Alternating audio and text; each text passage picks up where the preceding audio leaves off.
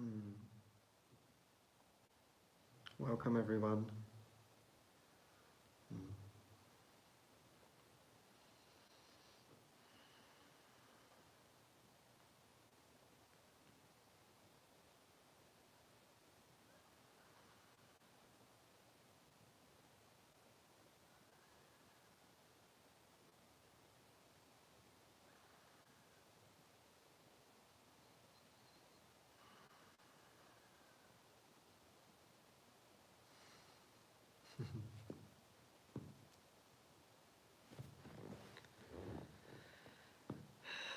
Yeah, that's it. We're coming together. This is the most important thing. Joining together. Because there's nothing else really going on, is there?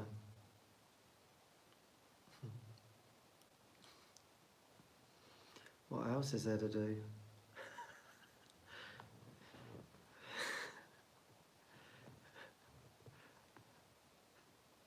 You know, and this is what this always reminds me of. This always reminds me that there's really nothing to do. I just sit here and somehow this pressure seems to leave. That, you know, there's nothing for me to do here. I can just be here.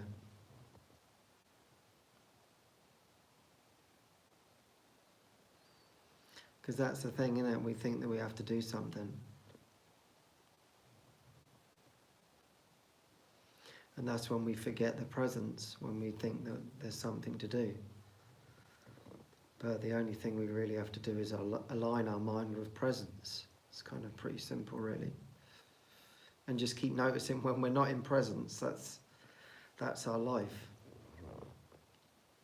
Because that's where all the joy is. And that's where all the peace is. So we're just noticing, aren't we, why we just want to keep chucking that away, basically. It's like, why am I doing that? I was feeling peaceful and I keep giving away my peace. And I don't have to, it's a choice.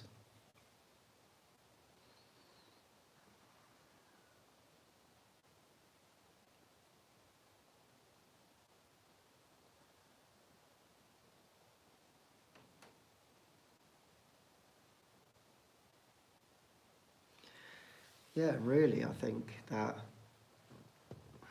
the reason for all this is really we're running away from being present.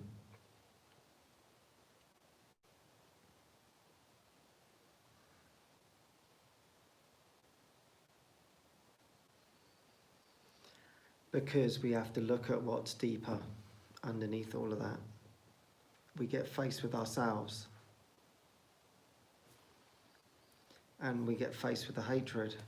So that's why there's this resistance. There's this slight pulling back of wanting to be fully present. That we've been tricked into that there's something scary is going to happen. And so there seems to be, whether we're aware of it or not, there seems to be a vibration, shall we call it, of fear. This is what I notice, and I know lots of you experience this. It's like that all of a sudden there's a fear that comes up. We might not even know what that fear is. It's just you feel an experience of fear and you're not too sure what you're fearful of. Sometimes there can seemingly be specifics, but somehow that's what's rattling in the background. And that's this sort of future thing in it, what's going to happen next. And that includes with our peace, isn't it? It's like, well, I'm peaceful now because maybe you're sat in a nice place, you've set aside this time for us to be together. But the thing is I've got to go out later on, and I know that I could possibly be upset by something, and that will disrupt my peace. So there's always this fear, isn't there, of losing that strength. that everything's being handled. So really this comes down to trust, doesn't it? Trust that we're being taken care of. You know, a friend of mine shared with me this morning and just said, yeah, this morning I actually, last night I actually forgot to set my alarm. And she has children. And she told her children, oh, okay, I'll be getting you up at 7 a.m. in the morning, ready for school. And she went to bed and she forgot to set her alarm. But she'd had a prayer to say,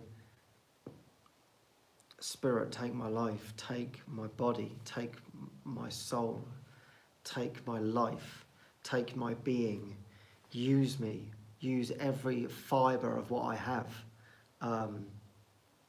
I just want to be fully yours. I want to be fully used.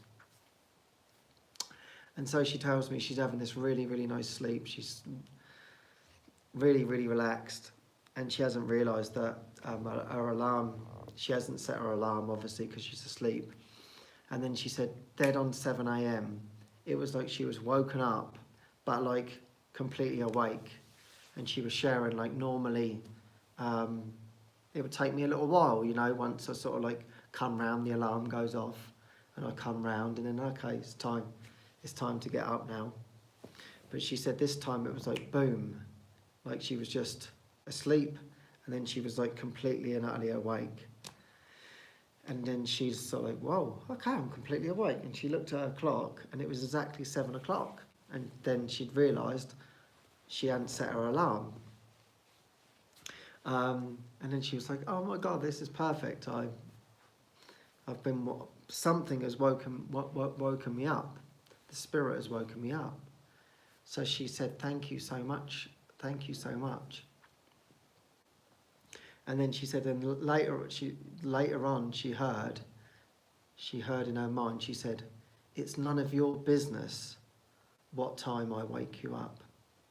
You know, everything is going to be handled. It's none of your business what to do with this body. You just let me handle it all, and I'll handle it perfectly. What time you even need to get up, you don't even need to set an alarm. Everything is going to be taken care of. Everything is already taken care of. And I think that's it. That's the conundrum that we find ourselves in. That was another then I had another conversation today, and that was actually the whole point: is, am I actually going to be taken care of? The answer is yes. But there's that fear that not everything will be looked after. So I named this talk Awake after the movie with Paramahansa Yogananda, and there you go. There's a pure demonstration of someone who gave himself over and everything was handled. And I don't know, maybe some of you have read the book Autobiography of a Yogi. That's his sort of like main book, but he's written many other books as well at the time. And in that you see actually how he's carried along completely and utterly. I'm just remembering some stories from it. He was really sort of, he was always going to be a yogi. In India, often a role is sort of like assigned to the child, and when they took him to a guru, he said he will be a guru and will enlighten others. That was his prophecy, and his mum was very much into that, but when she died, I think things started to shift. She died when he was very young, so and now the family are a bit sceptical about his spiritual journey, that they wanted him to get a full education and everything like that, and he wanted to really, really pursue and follow his heart of visions that he was having of the Himalayas and all kinds of different things, that he knew that God was the only thing for him. And that's what he loved since seeming time began, since even before he was born, he could remember. He remembered being in his mother's womb. So his intuition and awareness was very expansive, already seemingly in a seeming time way. And there was one particular story where, so because of this prophecy, he knew about this prophecy that this was his life, and that his family now, as he was getting older, were trying to move him in another direction. And they said, "Oh God, what are we going to do? Because no matter what we do, he just doesn't believe us. He's too switched on. He's too intuitive." So what they decided to do is they paid an astrologer to say, "No, this isn't your path," and that he's to go to college and he's to do all these things, and he's to stay with the family, and it's not all this spiritual journey that he seemingly thinks he's on. So it's a kind of setup by his family, and I can't remember how old he is now in the book. It's a little while since I read it, but he's still obviously young, and enough older members of the family to sort of guide him. And yeah, they just were not happy about this. So he goes to, they say, "Okay then, if this is your prophecy, we're going to take you to the family astrologer." And in India, this is quite popular. A lot of Indians go to astrologers about dates for weddings, who to marry, prophecies, all kinds of different things. It's a real big thing to go and see an Indian astrologer, and many follow through on that. And so they take him to the astrologer, and obviously it's a setup. So the astrologer starts sharing with him, saying, "Yeah, no, this isn't your journey to be a guru and to be a monk and a spiritual being." And so the guy really sort of like bigs it up, and he's young, and he's like, "Oh my God." So he's trusting it. He's trusting in the people around him, and all of his family are nodding away. "Oh yeah, no, this isn't for you. You know, you've got to listen to this man because he's very knowledgeable, and he knows much more than what you do. So you need to follow what he's saying." So there's a group of 4 or 5 of them in the room, and they're all basically going against what he feels in his heart. So there's this tear, and he's like, "Oh well, maybe." He starts to begin to doubt himself. "Okay, maybe I'm wrong." And with that, a sage, whatever, comes walking down the road, and he's obviously picked up on what's going on. And this sage comes into the astrologer's office and turns around to Paramahansa Yogananda and says, "I have a message for you. Do not trust any of the words that are being spoken in this room. You are destined to be on your spiritual journey. This has been a setup from your family to stop you on their journey through their own fears of losing you. But it is set that you are to be a yogi," basically. And he's like, "Oh, I knew that. So it was like, no matter what, you can see like in this beautiful story that everything's all taken care of. It's like we don't have to worry that there will be doubts. There will be tons of doubts that are going to come in your way. And like in this circumstance, he's very young, so he's very impressionable, and he's going to listen to his elders. And particularly in India at that time, and even now, it's very hierarchical, and you respect your elders. But yet alone, this other sage comes along and just spills the beans on the whole story, and it's like, okay, and they're like, "Oh no." So they have to, basically the family have to own up. "Okay, we did it because we did set this up because we don't want you to go." And because he's so persistent that they don't want to lose him. But his heart is just so strong, his devotion is just so strong on his journey that no matter what, there's nothing going to get in the way. So in this beautiful parable of Paramahansa Yogananda, even in a seeming situation like that, If unity, if oneness wants you to do something, it's inevitable. It's gonna happen. Everything will be completely and utterly taken care of, and it was. And this happened so many times. And I read this book way before I got serious really about my spiritual practice, so to speak. And I just read the book, and half of me was like, wow, somehow I must have believed it enough, but I just thought, wow, this is just mad. Like, I can't believe that you can have a life like this. I didn't know anything about miracles at that time. And I was just like, it sounds like he's either completely mad and delusional, or like he's just having these amazing things happening to him in his life. You know, I was sort of like and ahhing, but somehow something was sort of like calling me and sort of like numbing my skepticism and saying, no, this is actually how your life is actually to be.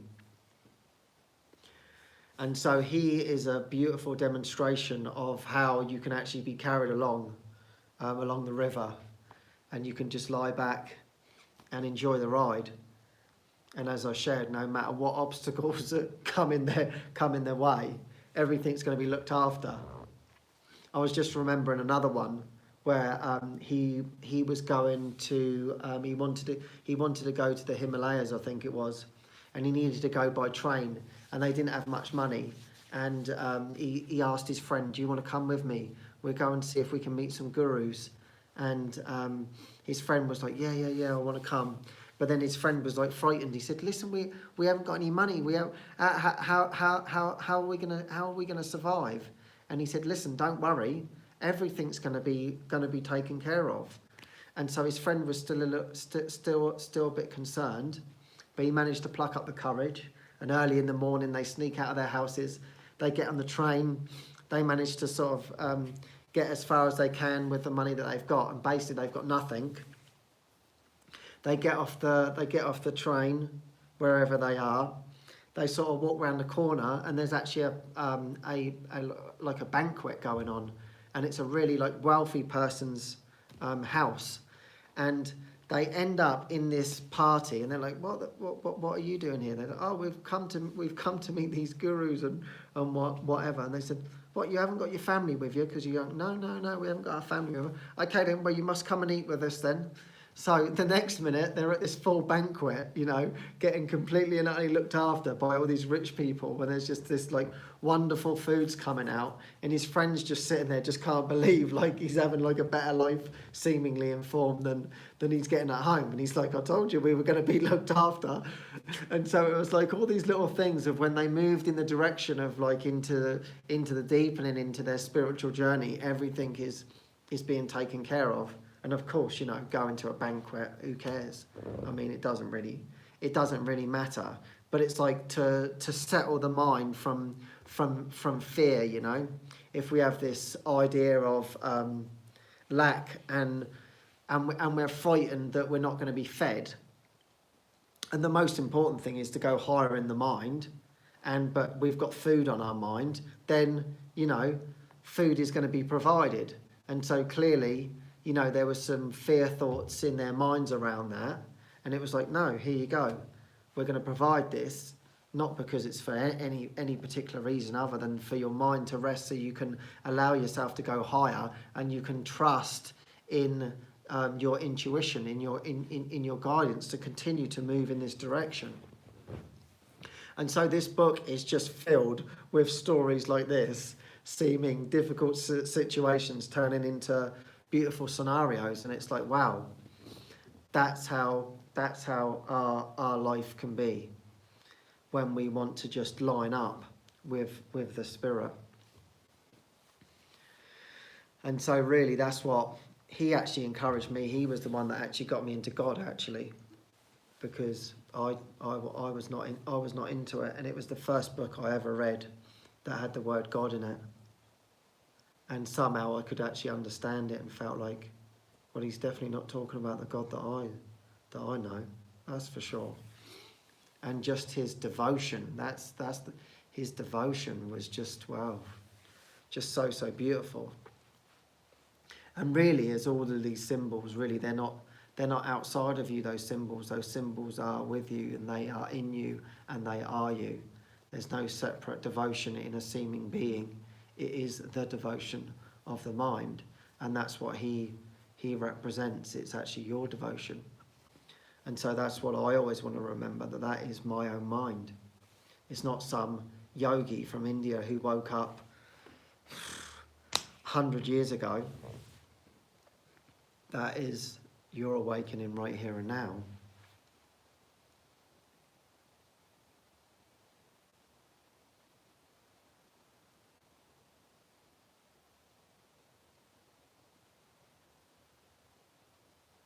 And he's that beautiful, powerful symbol.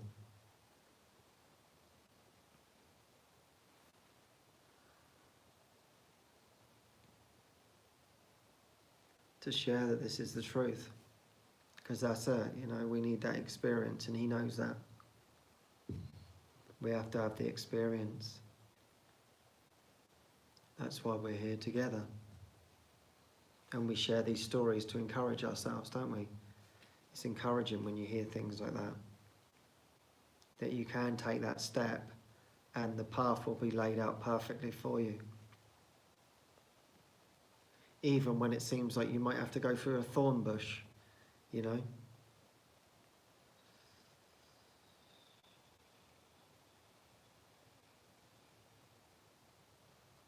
Because, you know, the ego is going to put those obstacles in the way.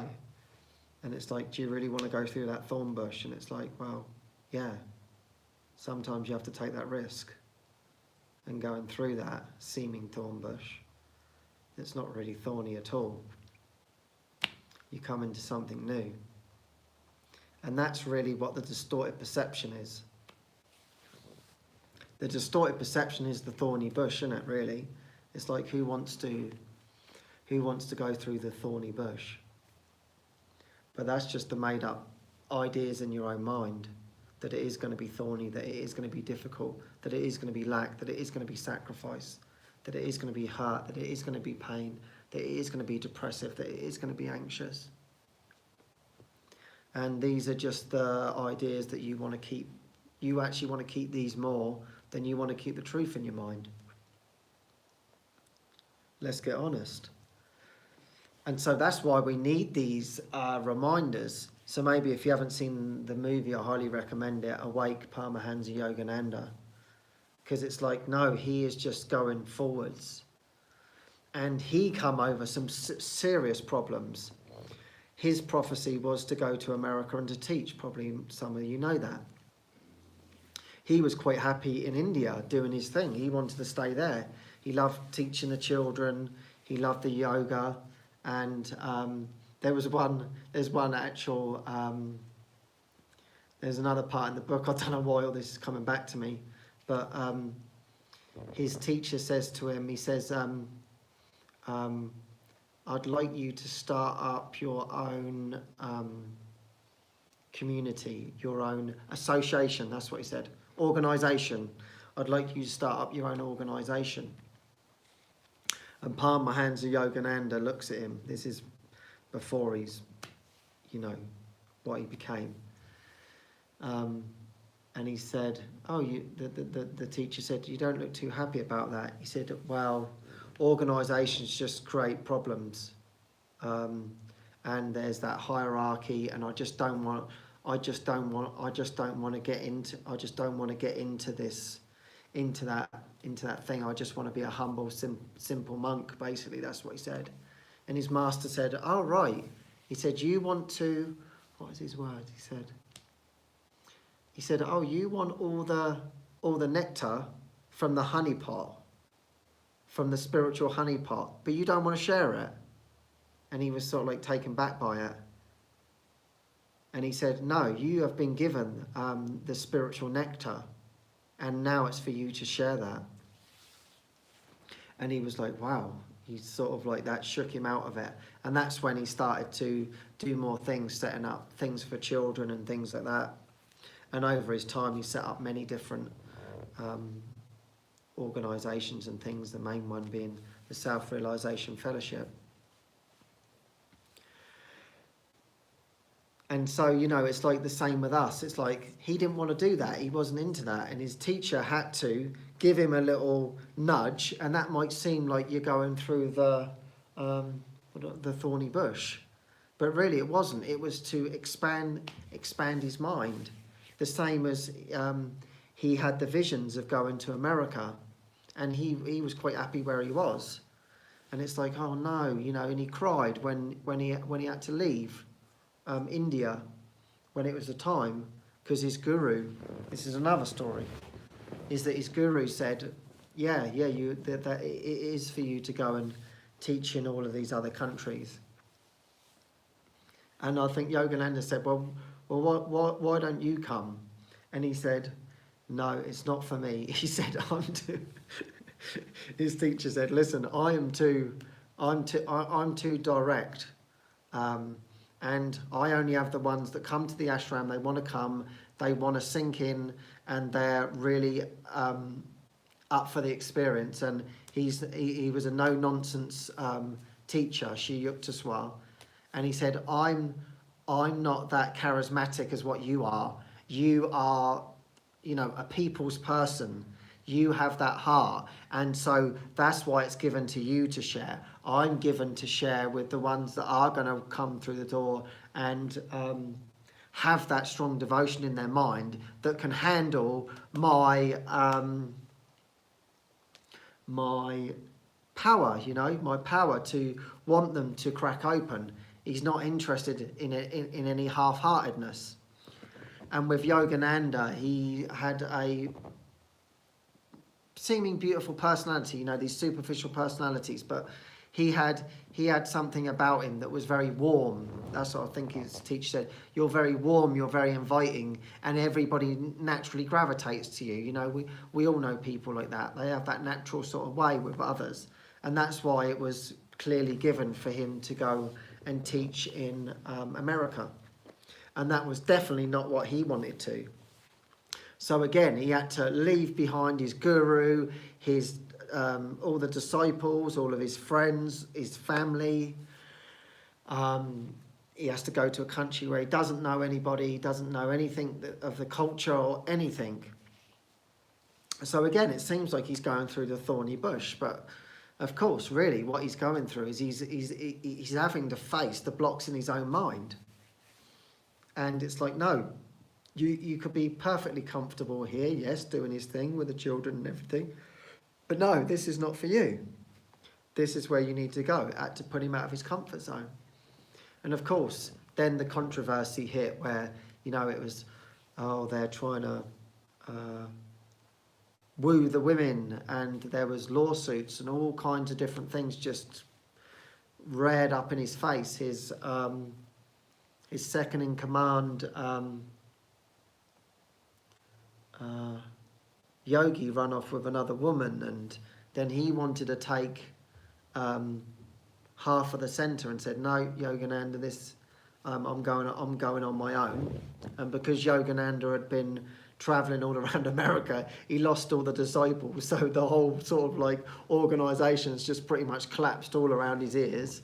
And now there's all these allegations against what was happening. Admittedly, when they went through the lawsuits, they couldn't find any wrongdoing there, but still his name was scarred. So actually, funny enough, where did he come? He came to Chapala, Mexico, where I'm sat right now. Sailed on the very lake, just beyond this camera. And this was a place for him to settle back down. And he's just like, he basically was like, I don't want to go back there. I don't want to do that. And through coming to Mexico in the 1920s, it reminded him of home. There was the street food, a fishing village, a much more simple life, not so materialistic. And he felt like he could join with his brothers here. And he felt much more at home in the environment, in the climate. And so he found it very satisfying. And so he could pray. And there he was in deep meditation. His longing was to go back to India. That's what he really, really wanted. He wanted that. And yet, then through the prayer and the meditation, no, you're to go and face the music. It's still to set up the, now as we know, the self-realization fellowship. And he's like, oh my God, I've got to go through all this again. And one of his things is why can't I be in India, where everybody, I don't have to convince anybody that God's real, you know, the devotion is just there around you all the time. They can't get enough of God. Everybody's mad for God in India, and particularly at that time. And now I'm in America, where I've got to convince everybody of this, and it's completely and utterly tiring. But no, he had to face all of those judgments in his mind, and that was the most important thing, really, for his development. And then once he said yes to that, that's when everything started to come together. So it actually shows that on this journey, we are going to have to make these leaps into things that sometimes we don't even want to do. We don't even feel it. There were so many times on his journey, he said, oh, I don't want that. I don't want to be doing that. And yet, once you hear that guidance, it's to follow the guidance. As we were talking about in the movie session, it's not to understand the guidance. The understanding is going to come second. It's just to follow it. You've just got to follow it. And he just knew that he had to follow that. He was devotional. He was in that true service of the one mind. So there was nothing else he could do. And of course, through these followings into things that he didn't want to do, took him into those deeper states of being. And of course, yeah, most people are going to say, well, why would I want to do that? Why would I want to? It sounds like a bit of a sacrifice, because he had to do things that he didn't want to do. Well, there was no sacrifice, because he found everything. And that's what you're going to find. You're going to find everything. That's what's waiting, and that's what's available for us. And so that's where we're heading. And so that's why we have to have the courage. That's why, as I talk about most weeks, that's why we're gaining the courage together. And we're saying, I'm encouraging you to take the next step, to say what you have to say to whoever, to face that next hurdle that's in your way, that's stopping you from being that light, through playing small. And it was like Yogananda was not playing small. This was something that we talked about. You have to have that courage. You have to have that determination to say no to all these other thoughts and move forward in God's way. And so for me, it's been very, very, very interesting this week. It's actually, I've been allowing myself to feel this sort of weakness within me. And it's like, yeah, just seeing that really the strength that I carry is an egoic strength, and that's not a true strength. And of course, underneath that is the fear of being weak. If you're trying to be strong in the ego sense, then there's a fear of being weak underneath all of that. And that's what I could see in my own mind. And it's just like, okay, I just want to go into this weakness. I want to feel it. I want to experience it. And I want to move through it. That's all I can do. I'm just going to continuously move towards it. No matter what it is, no matter what it feels like, no matter what the experience is, just keep moving towards it. And so, beginning to do this. And what the interesting thing of what I found was this is the ego gets angry that I'm not following its ways. I'm not succumbing to its lack beliefs, to its fear, to its guilt, to its you're not enough. And it's like, well, okay, bring on the weakness, bring on the softness, bring on everything that's not seemingly of this character. And so I could see there was this sort of anger that was bubbling up in the background. And of course, often what happens is once we start letting the ego in, we start projecting outward, don't we? We start seeing the issues in the world, which is keeping us away from seeing what is in our mind. And that's what I could see, and I started seeing a problem with me and a brother. And what I was seeing is I'm not being supported. I feel like I'm being dismissed. I feel like I'm being disrespected. I feel like the joinings aren't collaborative. And quite frankly, I'm getting a bit wound up by it. And so I'm beginning to take this as a personal insult. And my ego's now got in there, and it's like, are you gonna have this? Are you gonna put up with this? Little did I know, of course, well, what is it? Is actually I'm not being supportive, I'm not being respectful, I'm not being helpful. I'm not wanting to join. It's all in my own mind. It's not coming from anyone else. So this was getting really, really strong. And particularly it was another male. And so this sort of anger was like coming up, and violence in my mind. And it was like, it's actually really, really beautiful, because you've just got, you know, whatever you've got to work with, you've got to work with. That's it, it's simple, you know. I have to work with violence at sometimes. That's just as it is. That's not for everybody, but that's my bag. That's my ego grip. And so my ego's got hold of me and just said, well, listen, if this carries on, I'm just going to end up having to take him outside and just deal with it. Just deal with it if this is what he wants. And I'm projecting it onto him, and I'm saying he's the one that's pushing my buttons. He's the one that's making a problem. So he's going to get a problem in a minute, all right? I'm going to show him what the problem is, quite frankly. So I'm putting all of this out there, and I'm actually really, really believing that it's real. And now I am having full witnesses to this. And it's like every time I'm seeing him, I'm saying, there you go. He's disrespected you again. And it's like building up in my own mind. And so I had this idea, and then the idea comes, I'm like, he's got a grievance with me, and he's not sharing it. And now this is building this attention. Now, if there's a grievance, I just want to get the grievance out in the air, and let's just get it out. And if there is a problem, and if he wants to get all funny, then we'll take it outside if that's what he wants. It's not a problem. So, but I was completely and utterly believing in my ego thoughts, and it's like all my old way, and it's like, no, I don't want to be going down this road. But it was like the past was calling me.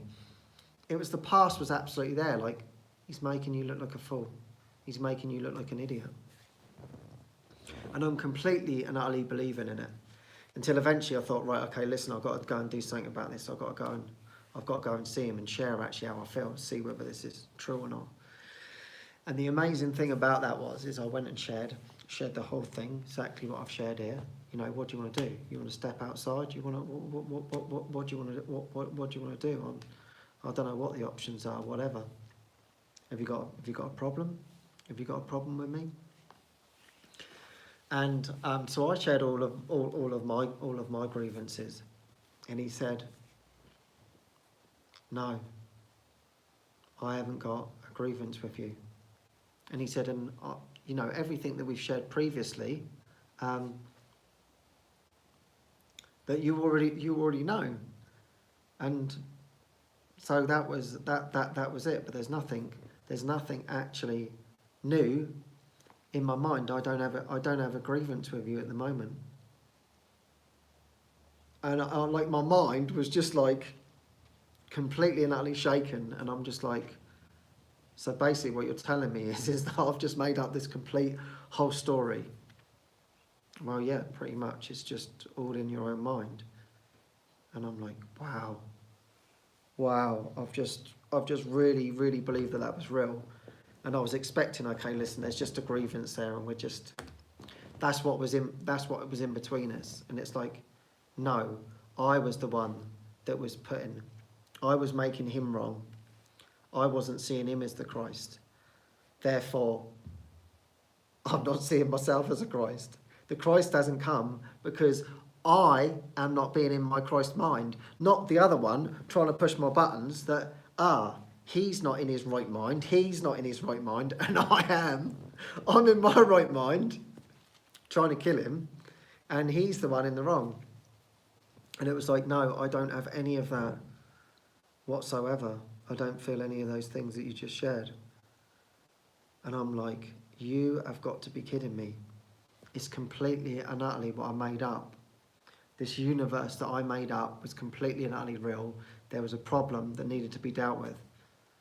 And you're telling me there's no problem. Yeah, I haven't got a problem with you. And I'm like, oh my God. Wow, there was no problem. There is no problem. And it's just completely and utterly, wow, it's just completely thrown my mind.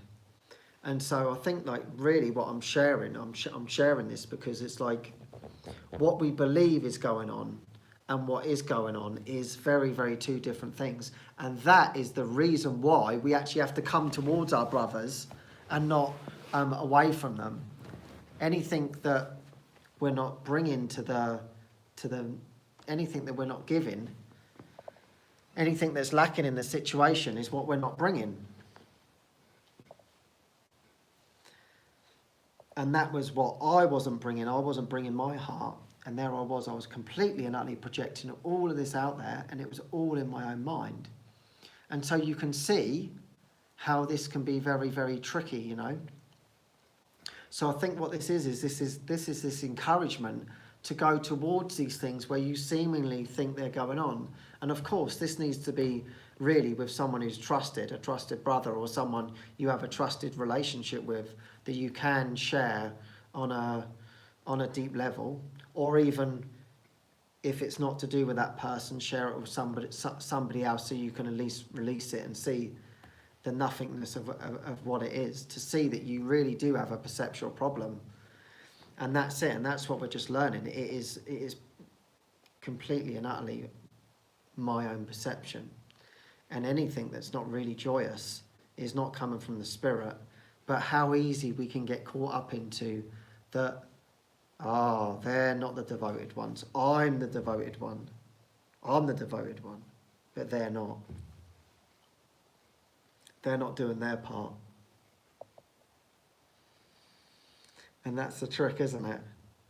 And we've got all of these wonderful beings around us in our life that are just helping us with this. And often we're too sort of frightened to even rock the boat.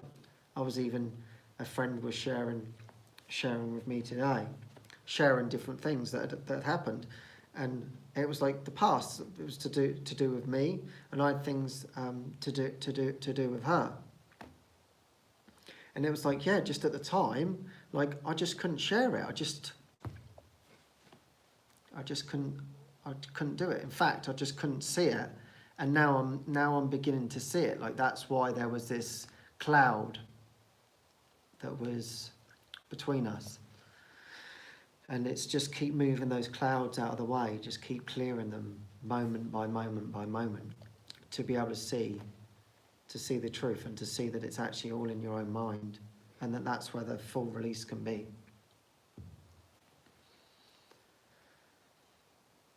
And yeah, really just to nip these things in the bud as quick as you can, you know, just, you deserve that. We all deserve to be happy. And we need each other to be able to do that. We need trusted ones to be able to hold that space for us to say, well, listen, I'm thinking some crazy stuff here. And I need to just say it as it is. You know, sometimes it doesn't look nice. We're going through the thorny bush again. But on the other side, there's the light and the joy and the joy. It's like today, you know, and after I expressed with my friend here, we had a join in with the whole house, and we sat and we laughed about the whole story. We shared the story with everybody, as I am now, and we just completely and utterly laughed about it, because it is absolutely laughable. But the thing is we believe that these thoughts are ours. We believe that they're true. You know, it's not my violence, it's the violence. You know, anything that's not joyful is violence. That's what the Course in Miracles is teaching. just to let you know that. It's violence against God. It's complete and utter violence. Anything that's not supremely joyous is violence, is murder, is attack, is hatred. It's kind of pretty black and white, you know. As we were talking about last night, a sigh is death. You know, just a weariness is death. And it's like, we have to remember this. We have to remember, like, what am I doing with my mind?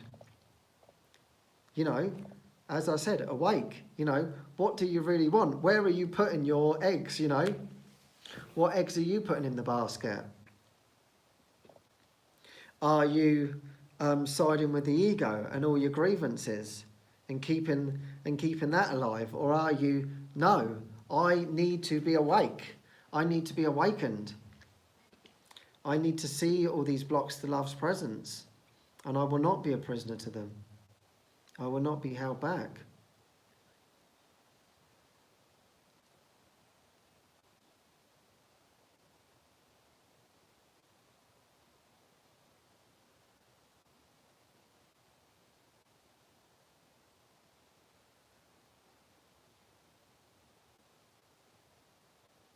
So yeah, we have to go towards whatever it is. You know, your thing might be depression that gets you each time, for instance, we give that. And that's just the same as violence. There's no difference in depression and violence. Whatever, the ego's going to use whatever it's going to use to bring the ship down. It's kind of simple. There's no order of difficulty in the miracle. Everything could be transformed, but your bag might be depression and it brings you down. And it's like, yeah, you've got to go completely through that. You've got to see the nothingness of what it is. And the same with me. It's like, my trick is violence. And it's like, well, I've just got to keep going towards it. I've just got to I can't be frightened of it just because this world is set up to say that's a bad thing and that's what bad people do. Well, so what? Someone's got to face it. Someone's got to see it for the nothingness that it is. And that's what my role is. So I've got to accept my role. And if I'm feeling like I feel that violence is coming up, then I've got to let it up and I've got to let it out. It's kind of pretty simple. In actual fact, you know, I don't actually feel like I'm gonna act on it. It would take a lot to push me. I'm not out of the woods yet. I'm not going to deny that. It would take a lot to wind me up in that way. But yeah, it's just the ego trying to keep me away from my path. And that's what I always see in actual fact, that when these deeper, more difficult lessons are coming up, it's because that you're coming closer to the light. So in actual fact, it's a complete and utter blessing. So if you using my example of being depressed, if all of a sudden you're getting depressed, it's probably because you're getting closer to the light, you know, or anxious or whatever it is. It's because there's like the newness is behind it, and the ego is going to do everything, as I said, to bring the ship down. And that's what we're facing together. We're just being completely and utterly honest. Because I don't want to be holding anything back. I don't want to be a prisoner to all of this. And of course, my ego's like, yeah, well, this is going to be on YouTube. You're going to be, the whole world can see what you think you are. And you can be judged. I can be judged by the world. The world can write all their comments in the comment box and say, look at him. He's an idiot. What's he talking about? But who cares? Who cares what anyone's got to say? It's only what you've got to say about yourself. And we're here to find the joy. We're here to find the love. And I don't care what blocks are in anybody's way. Anyone can share whatever they want to share. It's important that we do to release it all. We're just releasing the whole world. We're just releasing the ego thought system and seeing that we were completely wrong. And through that, that's how we will awaken. That's how we will find the truth. And that's really, really where our dedication is. That's really, really where our hearts are and our being is. We are not those thoughts. And that's actually just one thing I've found through doing these episodes, which have become very helpful, is that like I listen to myself back, and I actually don't mind doing that. I actually find it really helpful. Like the lessons are like they're like for me, and I get to see that it's not actually even these thoughts. What I'm speaking, it's not even me, and it's just like, oh, there's another lesson for me. Thank you for this healing that is being offered to me. Thank you for that. So it feels I feel very blessed and very humbled by this whole experience. And it's interesting because we have this sort of perception of ourselves, and often when we ask others, what do you think about me, they give a totally different perception of what we think of ourselves, and we're like, oh, I didn't realise that. But what I've noticed about doing these shows or episodes, whatever you want to call them, is that when I listen to myself, I hear this softness. But when I seemingly experience myself, I experience myself as a hard person. And it's like, I'm listening and I'm thinking, who is this person talking? And it's like, so I'm getting a new experience of myself. I'm like, this is how I'm coming across. This is not the idea of what I have of myself. And it's like, Jesus is there saying, yeah, you've got a problem. You've got a problem on how you're viewing yourself and how you're viewing the world. And that's not the real view of what you are. And that's why, I actually encourage this. I encourage you. Maybe you might want to do a live on Facebook or whatever, just to see yourself back. I know it brings up a lot of self-hatred in the beginning. It did for me. I had to go through that, and sometimes I still do experience that. And why did I say that? And all of these things. But that's what we're here to face. But ultimately, you start to see, wow, this appearance, this idea, which is what it is not as I'm coming across. So that's a beautiful gift, and that's what I talked about in previous episodes. We have to take on this new concept, and of course, all I'm talking about, I'm not talking about enlightenment here. I'm talking about a new concept, and that new concept is just a higher concept of yourself. And it's like, Jesus is helping me and saying, listen, this violent concept is not who you are. It needs to be forgotten. It needs to be taken away. Yeah. And in order to do that, it's going to have to come up. But as that's coming up, I'm going to show you a new way of being, a new way of who you are, that is different than what you thought you were. So eventually, with that toy of seeming violence, will eventually be put in the cupboard, and you'll be playing with this new toy of yourself, which will be very, very different. And that toy will be forgotten. And so this is what's happening. So this is always what's happening. It's like we're just having a new perspective. It's a new perspective until there is no perspective, until it is everything, until we are that one.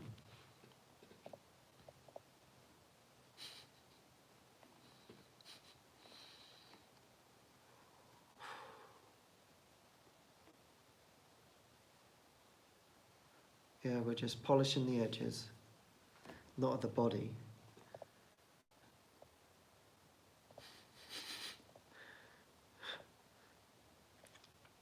It's like in the mirror, it's like at the moment, there's all dust on your mirror. And it's like, I'm going to come in, and I'm just doing that for you now. I'm just like actually polishing that mirror. I'm just being like, here you go. This is actually what's there. Could you see all of this dust was in the way of actually who you are? And you're like, wow, I never realised that was me. And that's what we're doing for one another.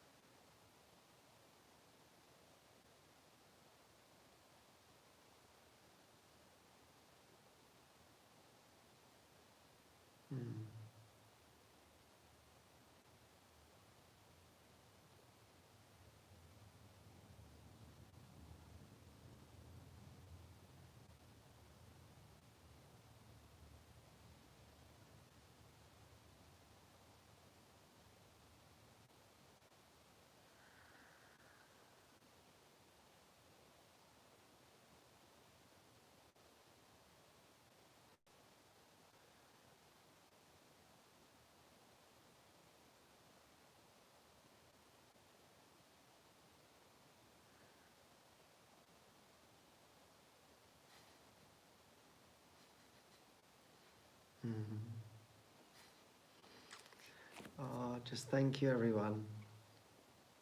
It's just such a privilege to be together like this. I just feel so grateful.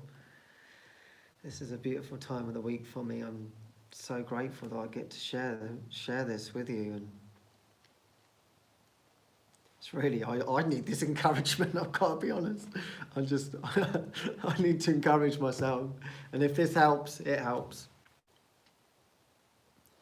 But yeah, I feel you. I feel you all there. I feel like somehow we're joined very, very deeply in this. So as always, let's expect miracles. You are entitled to miracles. You are a miracle. You're a beautiful miracle. You're a beautiful witness of that love. And that's what you are. And that's what we're going to remember this week. That's our goal, to remember that. And whatever's not that, we're just going to raise it up. It's not a problem. That's why we've been given forgiveness, because it's already been forgiven, and I love that. So thank you so much. It's always, always a treasure to be with you. Okay, so many blessings, and I'll see you next week. Bye for now.